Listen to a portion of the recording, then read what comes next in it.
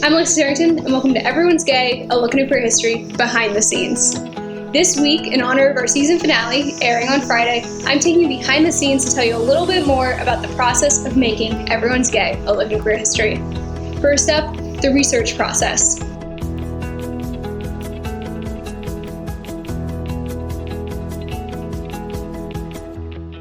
So the first step in the research process is finding out what I'm going to research. Before episode 1, I sat down and I wrote out all the topics I wanted to cover in this season.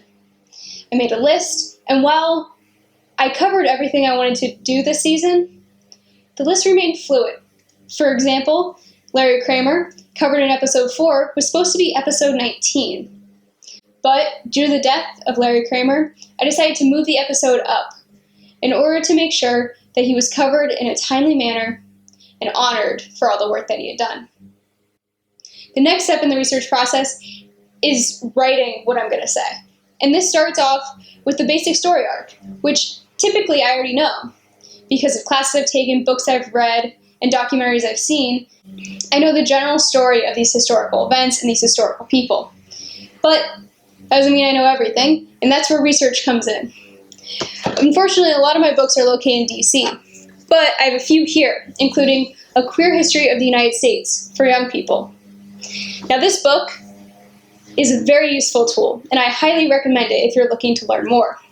Specifically, I used it for the Rita Mae Brown episode on the Lavender Menace, Sylvia Rivera's episode, and Bayard Rustin's. There's many other stories, including ones that are featured in other episodes that I did not use the book for, but is a great resource if you want to learn more.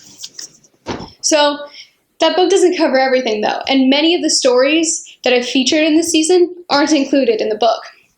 And that's where Google comes in. So the first step is just to go to Google and say, we're looking at James Baldwin's episode. So you just type in James Baldwin,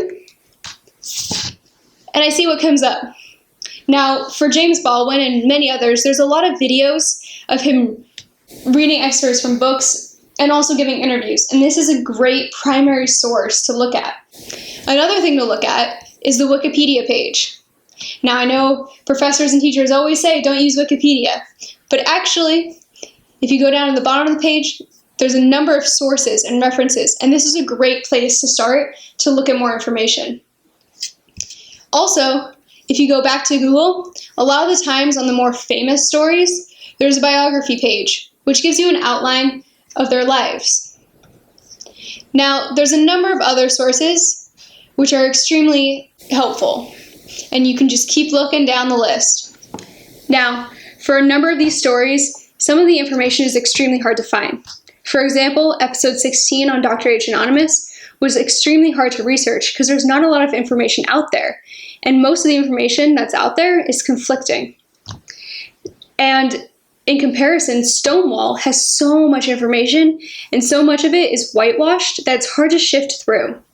So research is a big step in covering this history, and super important.